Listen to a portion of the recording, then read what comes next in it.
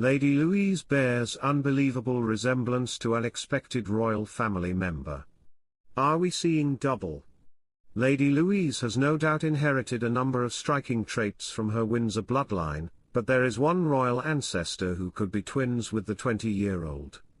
Queen Charlotte, who may be a very familiar figure to Bridgerton fans, bears an uncanny resemblance to the St Andrew's student.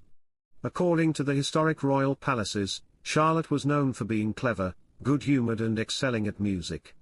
In 1761, aged 17, Charlotte found herself chosen by George III as his bride. She had good royal and Protestant credentials.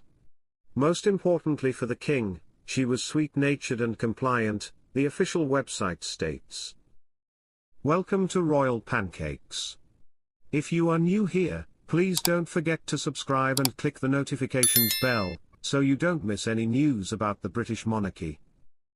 She and King George went on to have a famously happy marriage and were known to play musical duets on the flute and harp together, before His Majesty's devastating illness that first reared its head in 1788.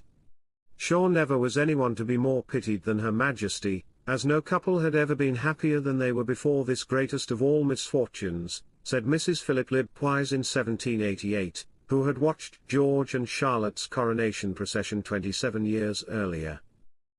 The resemblance between the Georgian Queen and the Duke and Duchess of Edinburgh's daughter is unequivocally striking. Queen Charlotte isn't the only royal ancestor that Lady Louise resembles. Prince Mary also looks a lot like the young royal. Mary, Princess Royal and Countess of Harewood, was the aunt of the late Queen Elizabeth II. The Princess Royal was the daughter of King George V and was famed for being incredibly ahead of her time, having achieved a slew of brilliant things. During the First World War in 1914, she came up with the idea of sending every serving member of the armed forces a Christmas gift. Other achievements saw the princess undertake rigorous training at Great Ormond Street, to become a pediatric nurse, and in 1956 she was made an honorary general in the British Army for her work with servicemen, among other incredible accolades. The Duke and Duchess of Edinburgh were joined by their daughter Lady Louise Windsor, 20, for the King's birthday parade on Saturday, also known as Trooping the Colour. But one noticeable member of the Edinburgh family missing from the celebrations was Edward and Sophie's son James, Earl of Wessex.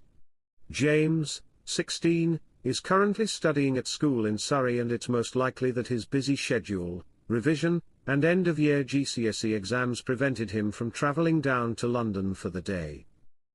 The young Earl has not attended trooping since 2022, when the late Queen Elizabeth II celebrated what ended up being her final birthday parade just 3 months before her death in September.